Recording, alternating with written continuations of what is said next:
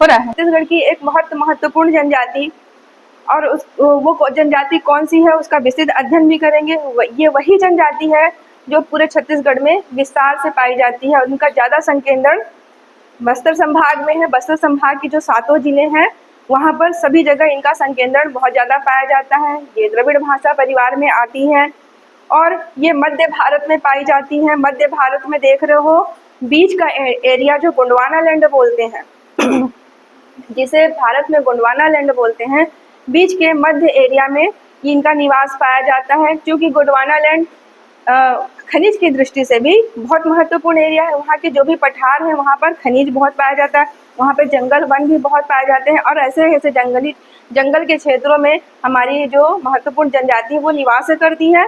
तो हम देखेंगे आज एक बहुत महत्वपूर्ण जनजाति जिनके पूर्वज काल से एक महारानी दुर्गावती थी। महारानी दुर्गावती, ओजस्वी महारानी दुर्गावती है वो, और ये अकबर से 3-4 युद्ध की थी। सोचो इतनी ओजस्वी पराक्रम महारानी जो गोंडवाना लैंड में निवास करती थी, वो अकबर से 3-4 बार युद्ध की थी अपनी चीज़ों को बचाने के लिए। तो आइए उनके जो आगे जनजाति बनी है उनको हम देखते हैं। आज हम बहुत महत्वपूर्ण जनजाति गोंड पर विचार करते हैं, गोंड पर अध्ययन करते हैं। गोंड जनजाति पर चलिए देखते हैं विस्तृत अध्ययन और यहाँ से आने वाले सारे सवालों को हल करेंगे और बनेगा भी वो। तो ये देखिए महारानी दुर्गावती का मैंने यहाँ पर एक फोटो लाया है जो कि ये लड़ते समय का, तलवारबाजी करते समय का चित्र है। और यहाँ पे अकबर सेना को इन्होंने 3-4 बार युद्ध करके हराया है। भारत के इतिहास में इनका नाम आएगा। जब अकबर का आप विजय अभियान पढ़ोगे तो अकबर के विजय अभियान में उत्तर से लेकर दक्षिण तक उन्होंने किन किन राजाओं को हराया, परास्त किया, उनमें महारानी दुर्गावती का नाम गोंडवाना लैंड के नाम से आएगा।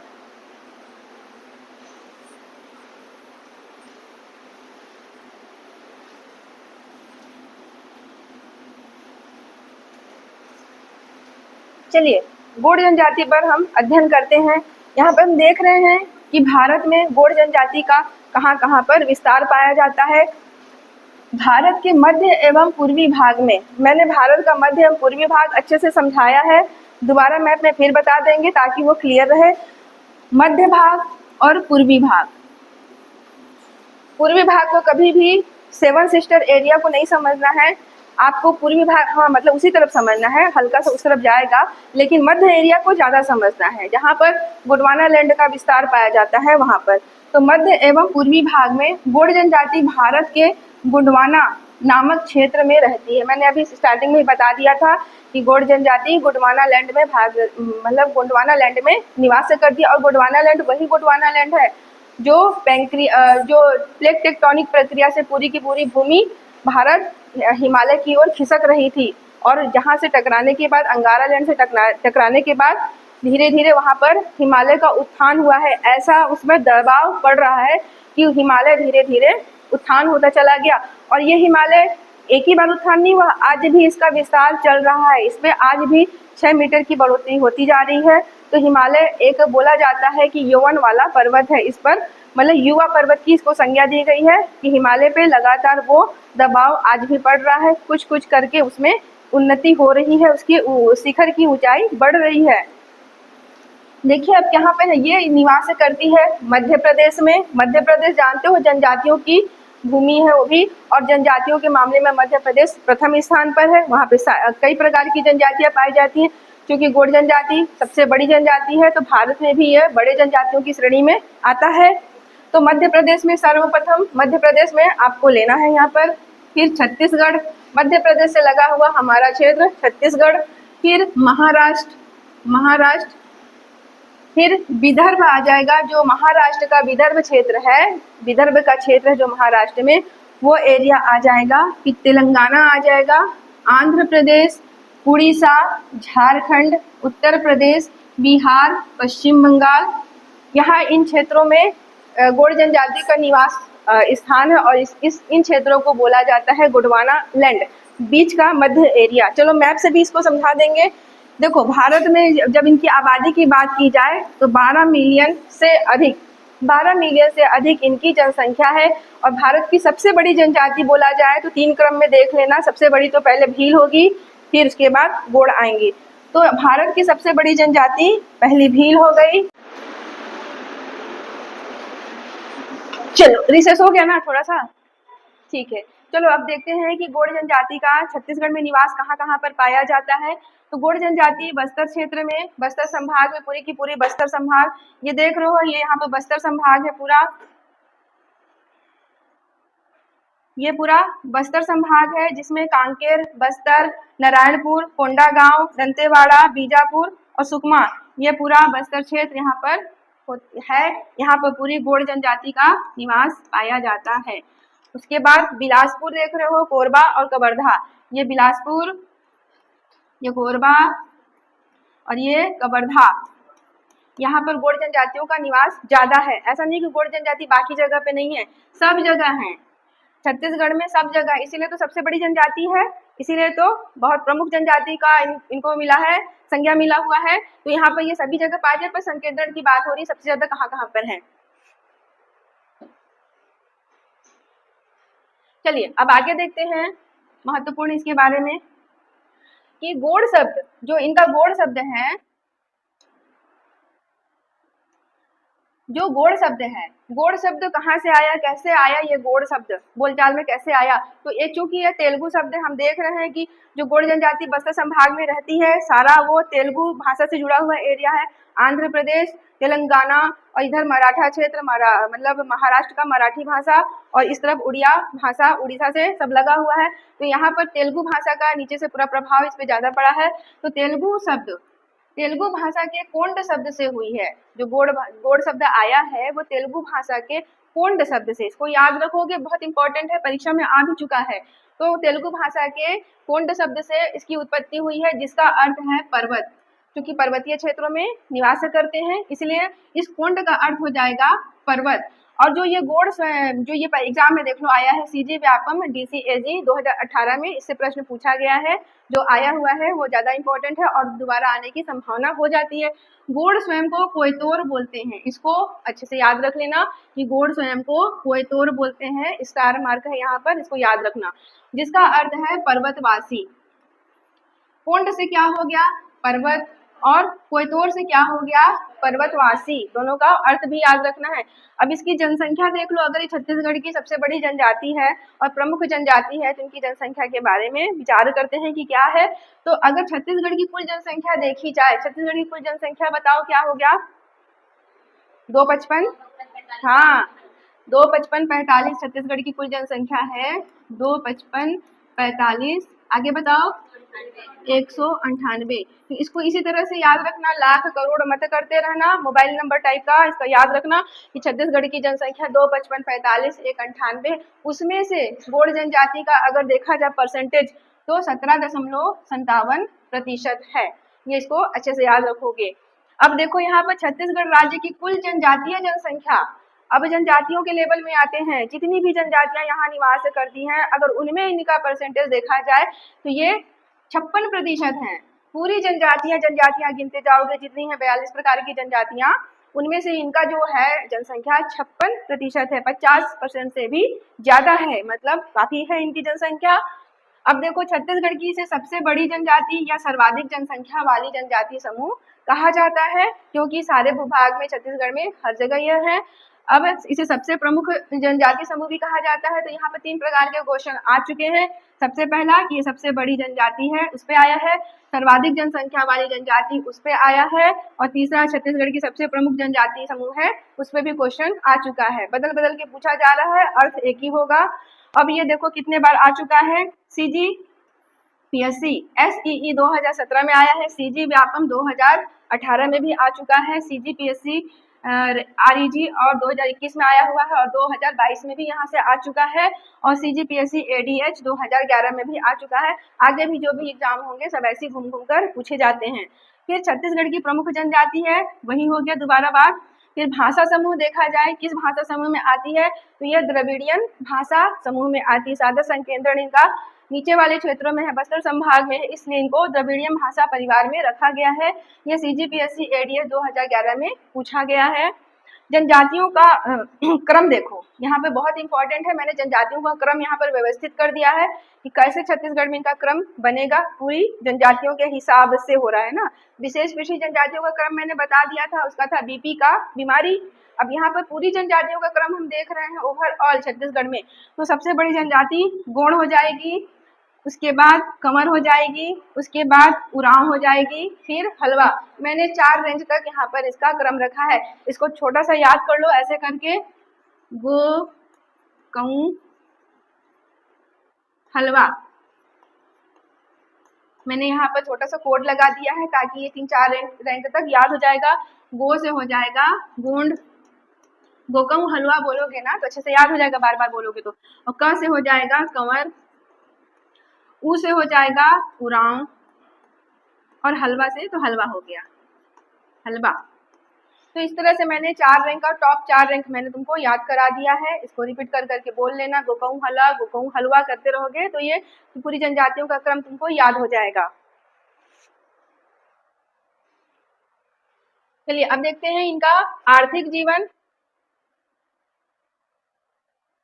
गोंड जनजाति का आर्थिक जीवन देखते हैं तो इनका आर्थिक जीवन सामान्य है। ये जनजाति काफी विकसित है, काफी जनसंख्या में है, तो अपने आर्थिक जीवन को बहुत अच्छे से चला रही है, अपने परिवार का भरण पोषण बहुत अच्छे से कर रही हैं, नए नए चीजों से जुड़ी हुई हैं और ये आधुनिकता की ओर भी बढ़ रही हैं। और इनका मेन है तो कृषि है, कृषि का ये अच्छे से उपयोग करती है, चूंकि राजगोंड कृषि वाले हैं। गोंड जितने समुदाय के सब कृषि में आगे हैं। और वनोत्पाद, वन से जो भी इनको उत्पाद मिलता है, जो कि चूंकि हम शहरी क्षेत्रों की बात नहीं कर रहे हैं, हम कर रहे हैं जो ग्रामीण अंचल में रहने वाले हैं वो, जैसे कि बस्तर क्षेत्र में बहुत ग्रामीण समुदाय रहता है जहाँ पर जंगलों पे निर्भर रहते हैं, वनोत्पाद पर निर्भर रहते हैं। तेंदू का पत्ता तोड़ना, तेंदू के पत्ते जो तोड़ रहे हैं और ये महुआ का जो बीज फल ले रहे हैं, ये सारी चीजें वो एकत्र करते हैं और बेचते हैं, जिससे उनका जीवन चलता है। देखो जनजातियों में भी बहुत अविकसित है, कुछ विकसित है, कुछ मीडियम है, मतलब सबकी स्थिति एक जैसी नहीं है यहाँ पर भी। अब देखो स्थानीय कृषि ये धारियां करते हैं, तो यहाँ पे गोड़धारी याद कर लेना। मैंने जब कृषि को पद्धति को याद कराया था तो गोड़धारी यहाँ पर मैंने कहा था, बैगा बे बोलने को बोला था तो बैगा से व्यवहार हो जाएगा, और गोड़धारी बोलोगे तो धारिया आ जाएगा। लिख लो बल्कि गोड़धारी। गोड़ की कृषि पद्धति को याद करने के लिए गोड़धारी कर लो, गोड़धारी। तो इस तरह से बोलने में एक बार में याद हो जाएगा। बैगा बे बोले तो बैगा का व्यवहार हो गया, गोड़धारी बोलेंगे तो गोड़ का धारिया हो जाएगा। और इनका प्रमुख पेय है पेज। पेज जो ये खुद बनाती हैं, इनका समुदाय बनाता है, उसको ये उपयोग करती हैं। जो इनकी संस्कृति है, लोकाचार है, देवता का पूजा है, नृत्य है, विवाह संस्कार है, मृत्यु संस्कार है, कहीं पर भी यह देवता को चढ़ावा चढ़ाना है, सारे में अपना बनाया हुआ पेय पदार्थ यूज करते हैं। चलिए आगे देखते हैं इनका सामाजिक जीवन।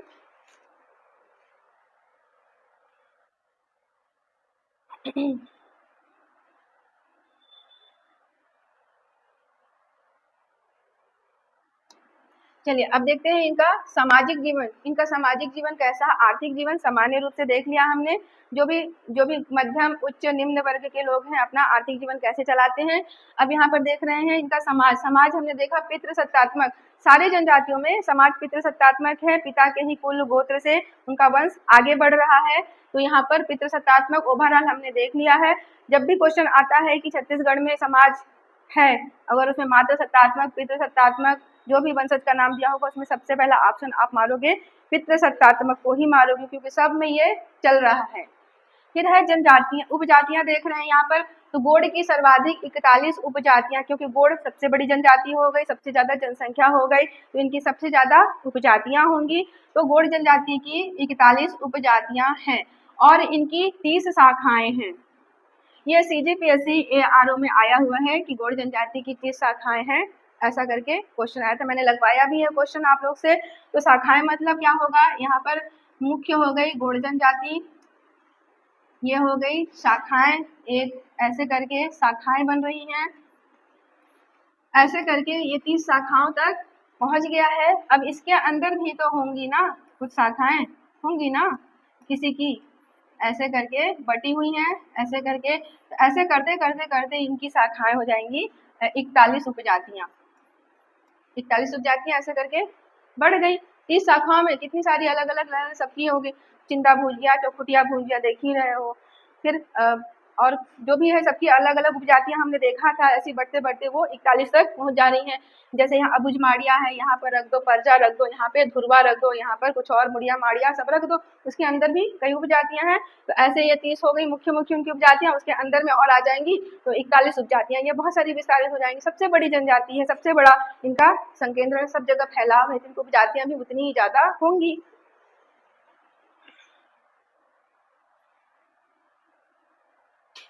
चलो अब ये देख लिया, इसको समझ लिए कि 30 उपजातियां होती हैं, अच्छे से याद रख लेना है। उसके बाद देखते हैं इनका वो उपजातियां। उपजातियां मेन मेन कौन सी हमने यहाँ देखा था, उपजातियों का 30 शाखाओं तक बढ़ी हैं। तो हम यहाँ पर मेन को देख रहे हैं, 30 शाखाओं को नहीं देख रहे हैं, जो मेन है, जो परीक्षा में आते हैं और जिनको जानना बहुत जरूरी है। तो एक हो गया अबुझ माड़िया, याद आ गया। मुड़िया माड़िया याद कर लो, गोड़ में 2 याद करवाई थी मैं, 2 गोड़, तो दोरला हो जाएगा। परजा हो जाएगा, परजा। कंडरा, कंडरा कर लो, यहाँ पर गोड़ कांपने लगता है डर के मारे, थोड़ा सा याद करवाई थी मैं, तो कंडरा हो जाएगा। ओझा, ओझा गोड़ जो गोदना गोदने का कार्य करती है, इनकी उपजाति है। धुरवा, गोड़ में धुरवा लग गया, ऐसे करके याद करवाई थी। और उसके बाद अगरिया, अगरिया जो वही जो लोहे का काम करती है, इंजीनियर जनजाति अगरिया। खैरवार जो सरगुजा क्षेत्र में रहती है, जो कत्था निकालने का काम करती है खैर वृक्ष से, वो हो गई। प्रधान, प्रधान जो कवर्धा क्षेत्र में रहती है। और गायक जनजाति है जो, जिसमें लिंगोपाटा नृत्य होता है, एकमात्र नृत्य है जिसे याद रखना है आप लोगों को, लिंगोपाटा नृत्य को। फिर कोइकपाल, इसको भी याद करना है, एग्जाम में आया हुआ है, इसको ऐड कर दिया गया है। फिर प्रकार देखते हैं कि गौड़ जनजाति कितने प्रकार की है। तो एक हो जाएगा राजगौड़, सबसे ऊंची जनजाति हमने देखा था महारानी दुर्गावती, महारानी दुर्गावती गोंडवाना लैंड की रानी महारानी दुर्गावती इसी कुल से थी, राजगौड़ कुल से, राजगौड़ राजवंश से थी और ये उच्च जनजाति में आता है। अगला देखते हैं धूरगौड़, फिर सूर्यवंशी गौड़, फिर एक हो जाएगा देवगौड़ और एक हो जाएगा कोयतोर गौड़। कोयतोर सूर्य में पढ़े थे कि गौड़ जनजाति अपने आप को कोयतोर बोलती है, एक हो जाएगा कोयतोर गौड़।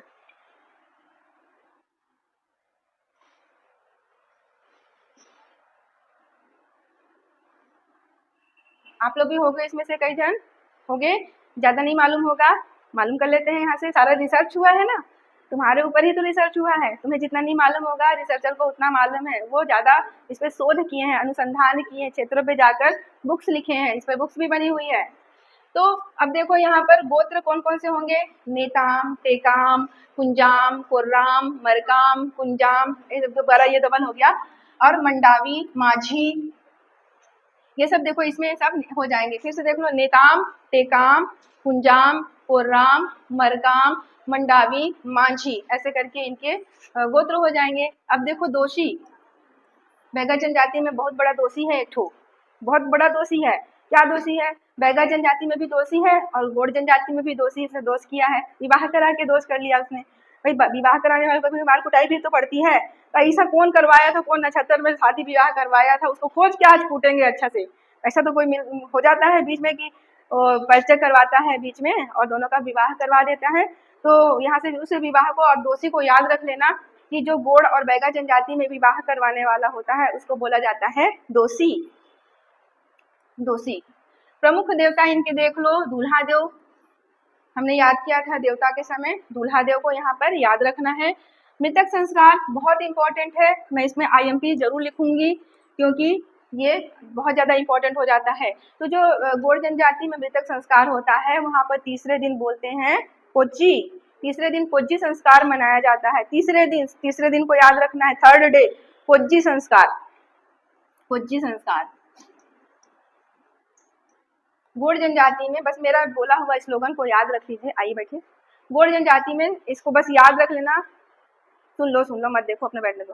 गौड़ जनजाति में याद रख लेना कि गौड़ जनजाति में मृतक संस्कार में किसी की मृत्यु हो जाती है तो तीसरे दिन कोज्जी और 10वें दिन कुंडा मिलान किया जाता है। तीसरे दिन कोज्जी और 10वें दिन कुंडा मिलान किया जाता है, इसको अच्छे से याद रखना है, 10वें दिन कुंडा मिलान। अब देखो गोंडवाना कला की बात कर रहे हैं आप। गोंडवाना कला में बहुत बड़ी कला है, वो दीवारों पर बहुत सुंदर सुंदर कलाकृति बनाते हैं, वो अपने दरवाजे पर खूब सुंदर सुंदर कलाकृति बनाते हैं, देखते ही बनता है, उनका घर का रौनक वो बढ़ा देती हैं, क्योंकि उनके संस्कार में है, लोक संस्कृति को थामे हुए हैं वो। देख लो यहाँ पर दीवारों पर दीवारों और फर्श पर जटिल चित्रकारी करने के लिए विशेष पहचान रखती है, जिसे गोंडवाना कला कहा जाता है। कलाकृति अक्सर प्रकृति, जानवरों और पौराणिक कहानियों पर होती है। चलो आगे देखते हैं इसको।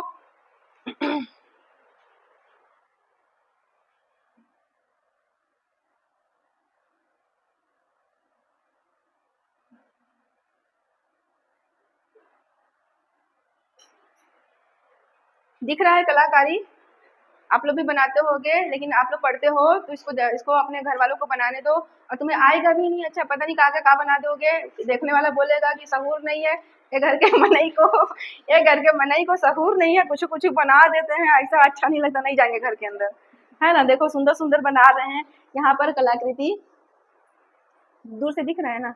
हाँ, सुंदर सुंदर कलाकृति बना रहे हैं। कुछ देखो, हमने पहले देख लिया था, दीवारों में फूल, पक्षी, यानी कुछ अच्छी चित्रों को बना रहे हैं, पौराणिक कथाओं को भी दिखा दे रहे हैं, कृष्ण बना रहे हैं, शिव, राम जी, कुछ भी बना रहे हैं, जिससे उनको लग रहा है, जो अच्छा लगता है, उनके अंदर जो जिज्ञासा रहती है कि हम अपने दीवारों पर करें उसको, तो ये कलाकृति बनाई जाती है, जिसको बोला जाता है नोह डोरा अलंकार, जिसको बोला जाता है गोंड जनजाति में नोह डोरा अलंकार। क्योंकि ये हर कोई बनाना पसंद करता है, तो देखो जो चीजें होती हैं, अच्छी चीजें वो सीख लेनी चाहिए, तो कई जनजातियों ने इसे सीख लिया है, अपनी दीवारों पर फूल पत्री बनाते हैं। किसी के घर में विवाह होता है ना, खूब अच्छे अच्छे सुंदर सुंदर पेंट करवा देते हैं। आजकल तो चित्रकार गोल्ड कर रहे हैं, लेकिन चित्रकार से पहले ही अपने घर में खुद बना लेते हैं। जो कोहबर का रूम होता है, कोहबर के रूम में देखोगे वहां पर एक अच्छी सी चित्रकारी बनाई जाती है, तो वो सब इनके कल्चर में है, अपने कल्चर को आज भी वो अच्छे से जीवित रखी हुई है। तो ये द्वार और दीवारों पर बनाया जाने वाला अलंकरण है, जो ही बहुत ही खूबसूरत दिखता है और एक अलग पहचान देता है।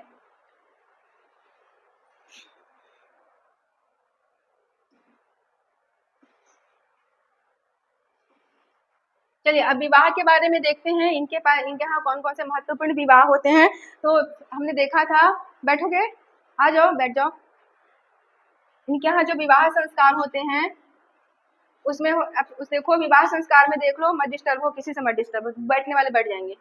तो यहाँ पर दूध लौटावा विवाह होता है, जो ममेरे फुफेरे भाई बहनों में देखे थे, क्वेश्चन में कई बार आ चुका है ये, कि दूध लौटावा विवाह किसमें होता है, तो गोंड जनजाति में होता है। और क्या होता है दूध लौटावा विवाह, मतलब ममेरे फुफेरे भाई बहनों में शादी विवाह होते हैं, उस टाइप का है ये। चढ़ विवाह भी देख लियो हो, दूल्हा जाता है। पठौनी विवाह भी देख लियो हो, दुल्हन आती है बारात लेके उल्टा। पैठुल विवाह उसी का एक नाम है, उसी के अंदर फिर से पढ़ लेना।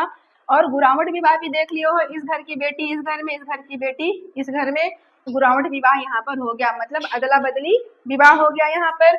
उरड़िया विवाह प्रेम विवाह होता है, उरड़िया विवाह को गोड़ में उरड़िया बोलते हैं। भगेली या पैसोतुर विवाह होता है इसमें। तो इसमें देख लो, इतने प्रमुख प्रमुख विवाह गोड़ जनजाति में होते हैं। अगला देख लो यहाँ पे मेघनाद पर्व, मोस्ट इंपॉर्टेंट है यह। मेघनाद पर्व कौन जनजाति मनाती है, तो यहाँ पे बहुत इंपॉर्टेंट हो जाता है, इसको दो जनजाति मनाती है, यहीं पर याद कर लो। पहली है गोड़ और दूसरा है कोरकू।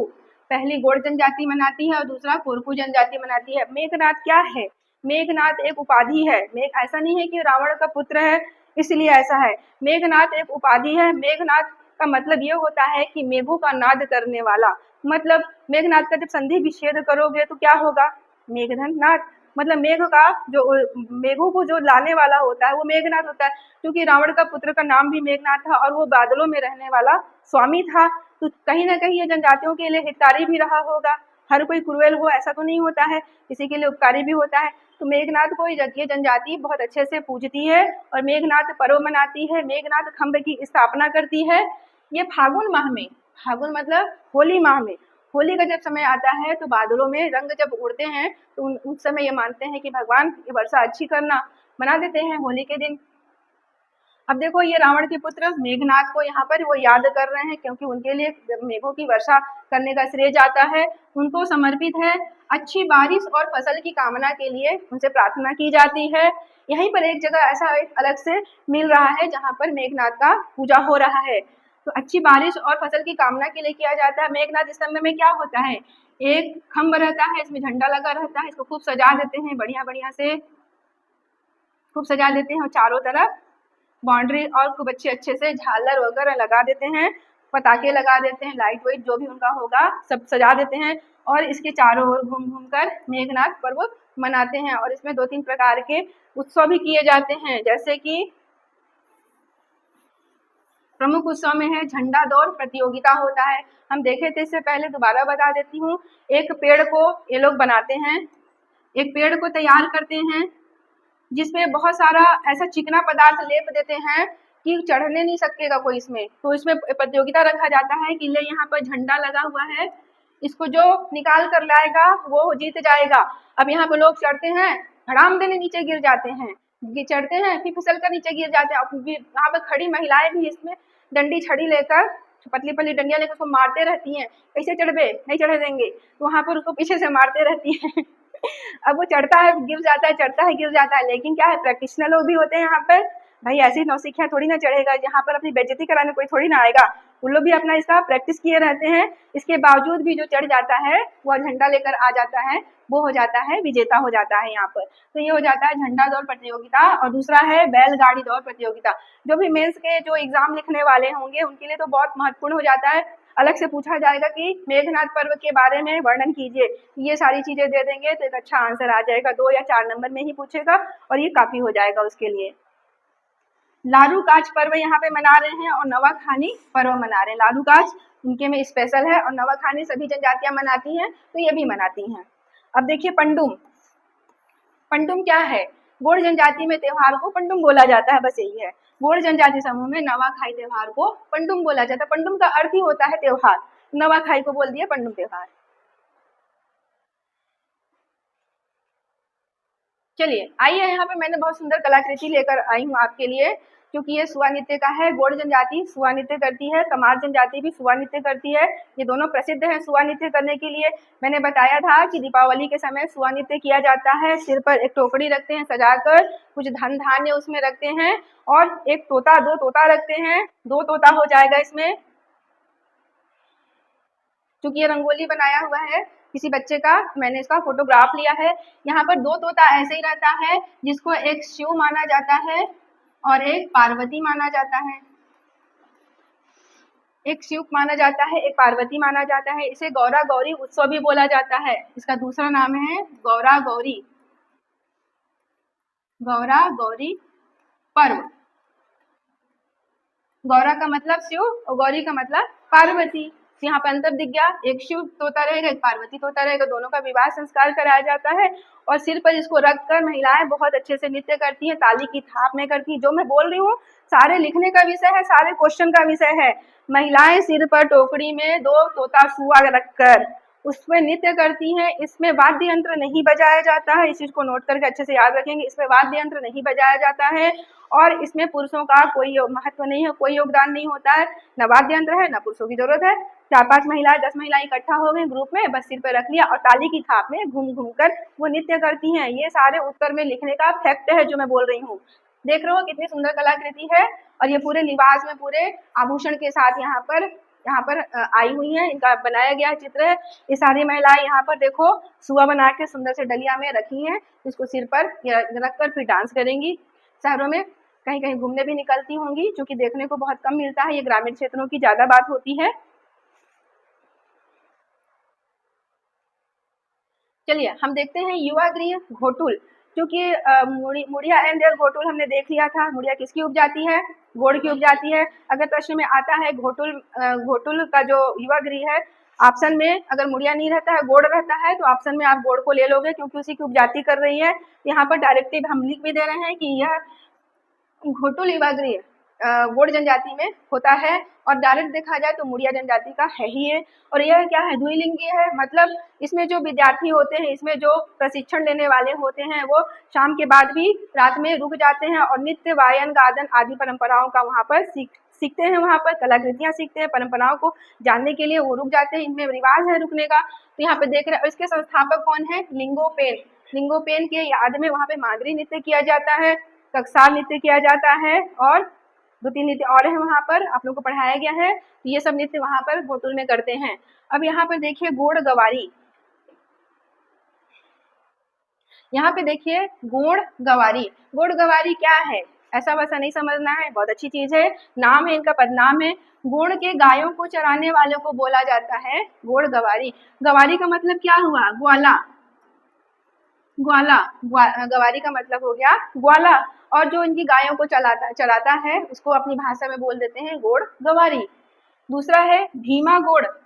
जो गाना गाने वाले होते हैं, गोड़ जनजाति में गाना गाने वाले होते हैं, उसको बोला जाता है भीमा गोड़। इसको भी याद रखना है, दोनों को अच्छे से याद रखना है। ढुलिया, ढुलुल ढुलुल बजाते रहता है बैठ के, मतलब गोड़ जनजाति में बाजा बजाने वाले को ढुलिया गोड़ बोला जाता है। ढुलिया गोड़, गोड़ भी लिख लो चल जाएगा।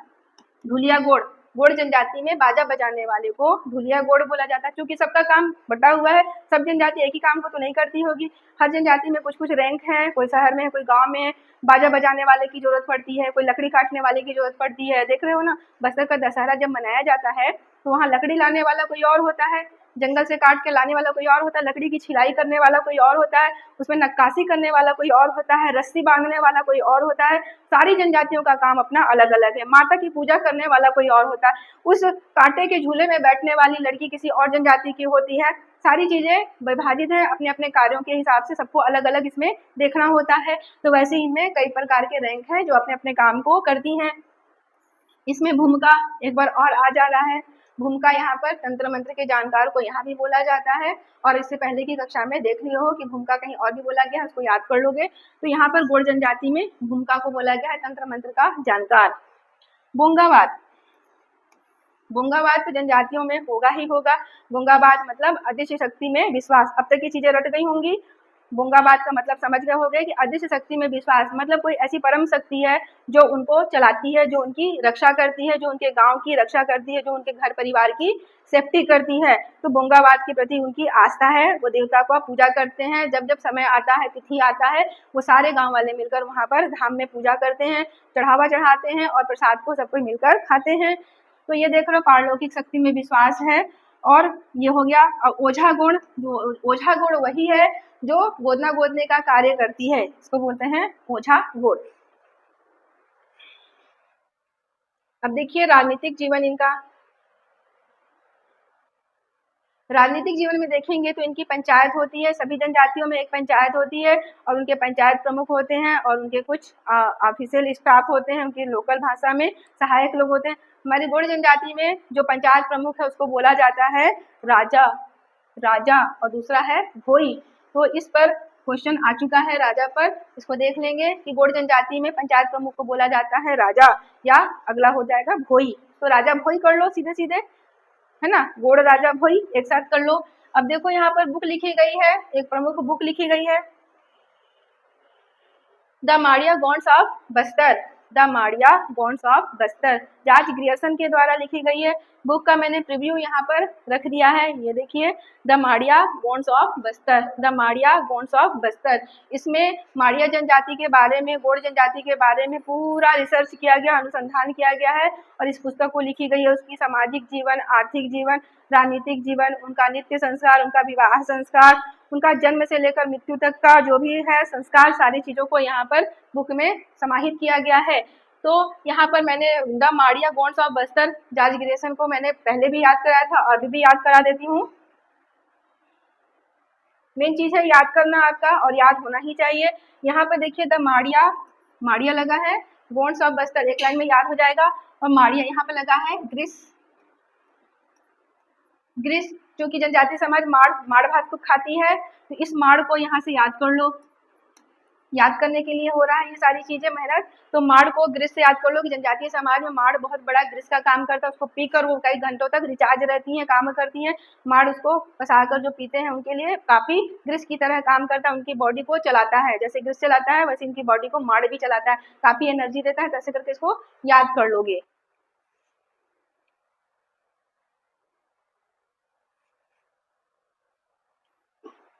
तो ये प्रमुख पुस्तक है द माड़िया गॉन्ड्स ऑफ बस्तर, जो कि इस पुस्तक को आप लोग केवल व्यू देखो, आपको गोड़ जनजाति के बारे में जितना आवश्यक जानना जरूरी है, जितना परीक्षा की दृष्टि से इम्पोर्टेंट है, सारी चीजों को आप अभी याद कर लीजिए, और इसको एग्जाम की दृष्टि से दिमाग में अच्छे से पैक करके रखिए। जब भी एग्जाम आए इनके बारे में आप अच्छे से एग्जाम को डील करो, ठीक है।